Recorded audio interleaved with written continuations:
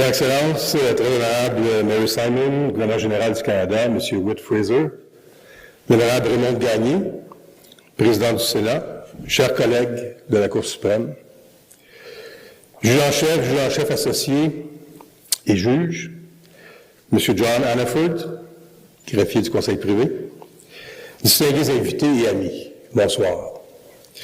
Au nom de mes collègues, je suis ravi de vous accueillir dans ce magnifique immeuble patrimonial pour cette occasion bien spéciale.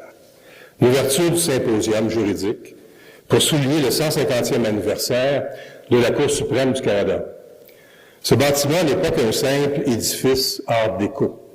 C'est un témoin silencieux des débats de fond qui ont façonné notre pays depuis des générations. I would like to extend a warm welcome to our esteemed international guests, the Right Honourable Lord Robert John Reid, Chief Justice of the Supreme Court of the United Kingdom, the Right Honourable Donald O'Donnell, Chief Justice of the Supreme Court of Ireland, and Mrs. Mary Rose Binchai, Monsieur François Chet, Président du Tribunal fédéral suisse, the Honourable Kimberly Prost, from the International Criminal Court, Justice Joe Williams from the Supreme Court of New Zealand, and the Honourable Albie Sachs, former Justice of the Constitutional Court of South Africa, and Mrs. Vanessa September. Bienvenue également à vous tous, juristes du milieu universitaire et praticiens du droit, étudiants et journalistes, venus des quatre coins du pays. Cette soirée marque le début d'une conversation, au cours de laquelle nous nous pencherons sur l'évolution du rôle des tribunaux de dernière instance, sur la résilience des systèmes de justice dans le monde, ainsi que sur notre engagement commun à défendre la primauté du droit. Un dialogue nourri par le passé, mais tourné vers l'avenir. Il y a un peu plus de 2 ans, mes collègues et moi avons commencé à réfléchir à la manière dont nous allions souligner le 150e anniversaire de la Cour.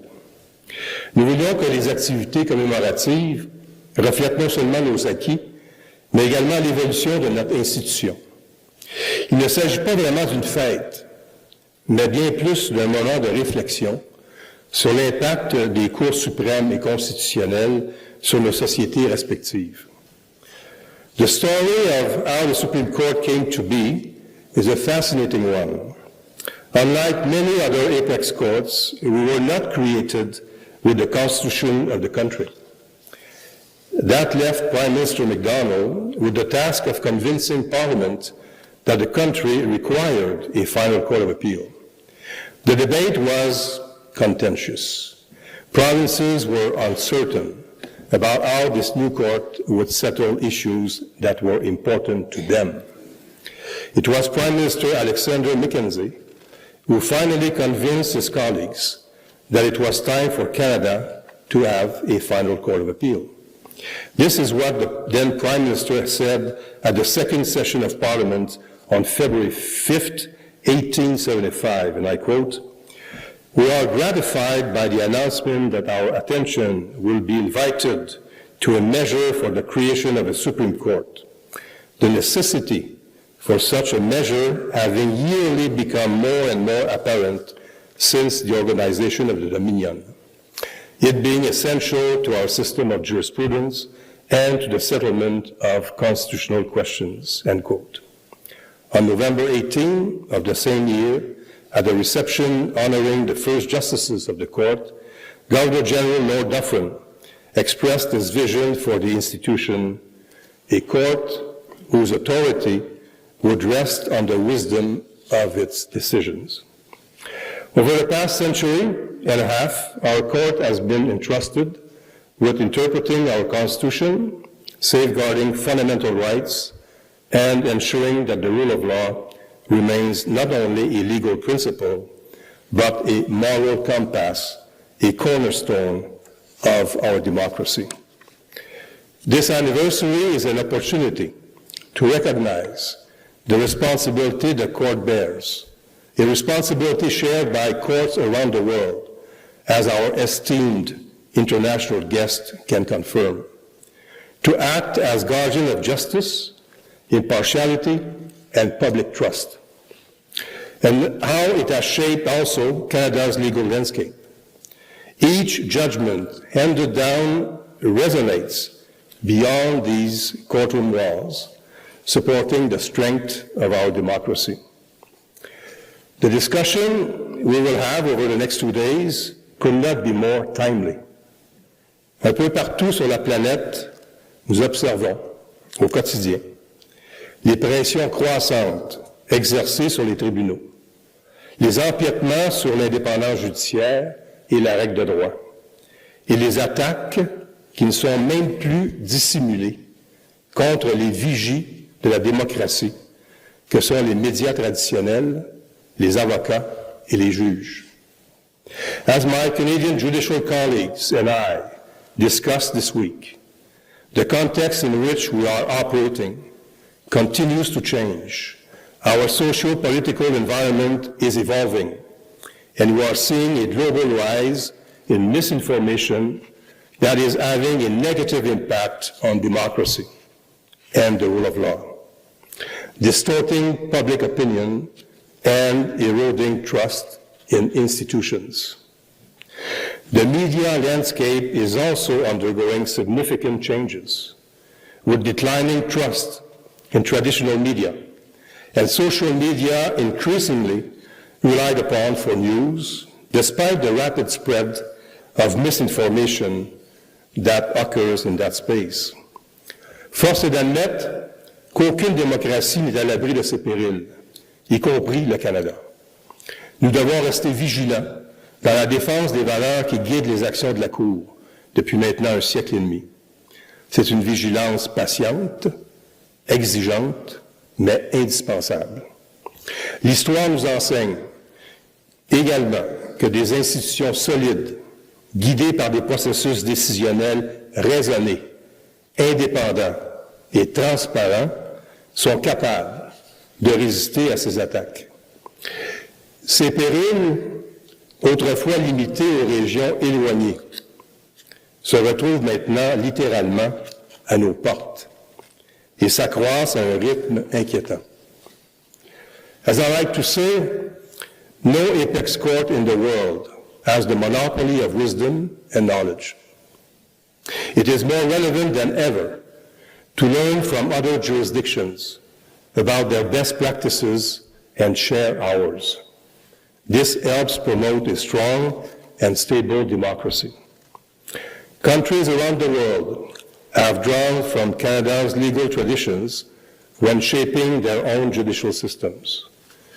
Our approach to judicial independence, the protection of minority rights, and the balancing of federal and provincial powers has been studied and consecrated by other apex courts.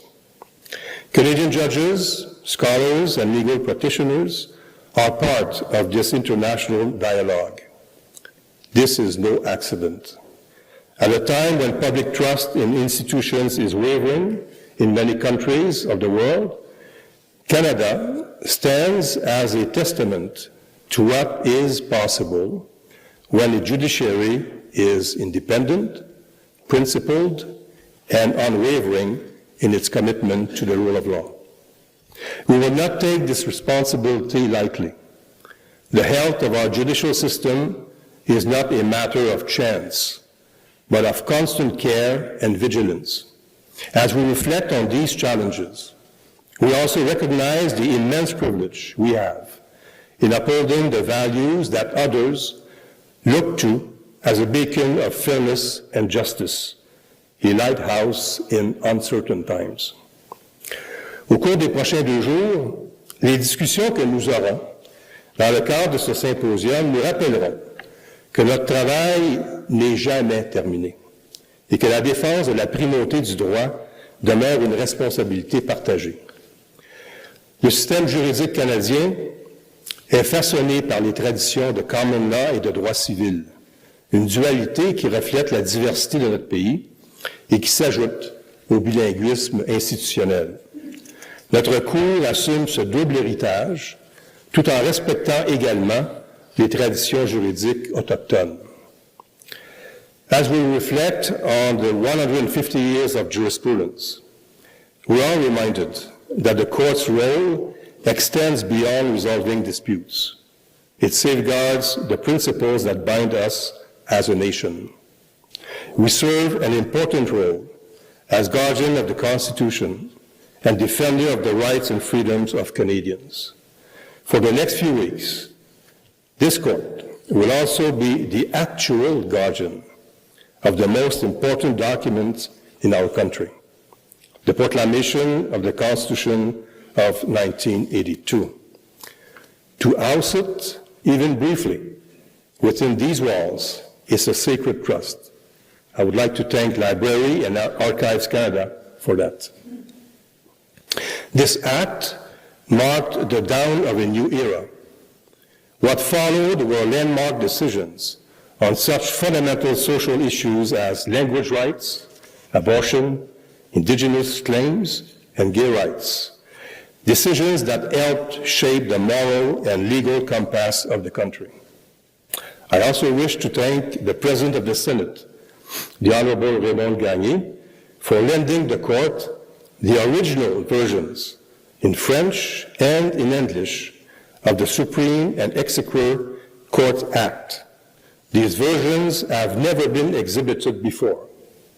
I invite you to visit this special exhibit in the Grand Hall this evening or tomorrow to view these historic documents. Over the course of this symposium, we will explore several key questions that lie at the heart of our justice system. How do we ensure that the rule of law remains resilient in the face of a shifting social environment? How do we protect judicial independence in an era of political polarization? As apex courts, we play an important role in upholding our constitutional democracy. But how do we balance our duty to interpret the law with the evolving expectations of the societies we serve? There are so many questions to cover. We will also reflect on the coexistence of common law and civil law traditions and the meaningful reflection of Indigenous legal traditions alongside those systems. Canadian federalism and emerging questions such as technological change, globalization, and shifting societal values. Les questions que nous aborderons au cours de ce symposium ne sont pas abstraites. Ces questions sont au cœur des travaux de notre Cour et des tribunaux dans l'ensemble du Canada. Lors de nos discussions, d'autres voix enrichiront ces échanges en partageant une pléthore de perspectives et d'expériences. Je souhaite que nos discussions puissent non seulement accroître la compréhension de ces enjeux, mais également nous inspirer dans notre engagement commun envers la justice et la primauté du droit. We have the pleasure of being joined also by respected members of the media. Journalists play an important role in our society by explaining new laws, court decisions, and emerging trends in the justice system. Their work helps raise awareness of what goes on inside and outside our courts. They do a tremendous job, and I am grateful they could attend this symposium. They are the living expression of the open court principle. We are also joined by the two winners of our legal essay writing contest. As part of our 150th anniversary commemorations, law students from across the country were invited to submit an essay about a landmark Supreme Court decision and its impact on Canadian society. So congratulations to Anne-Lynn Argulescu from McGill University et Sandrine Couture de l'Université de Montréal. Bravo to both of you.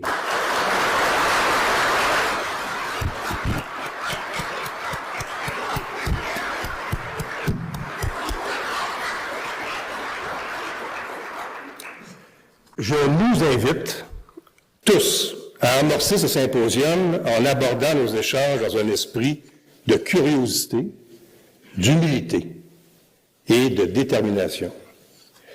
La voie à suivre n'est pas toujours évidente et les défis ne sont pas anodins. Mais ce qui nous unit est notre profonde conviction que l'État de droit et l'indépendance judiciaire ne sont pas que des principes théoriques, mais constituent la meilleure défense pour repousser la tyrannie et l'autocratie. Je vous remercie toutes et tous de votre présence, and I look forward to the conversations ahead. Thank you.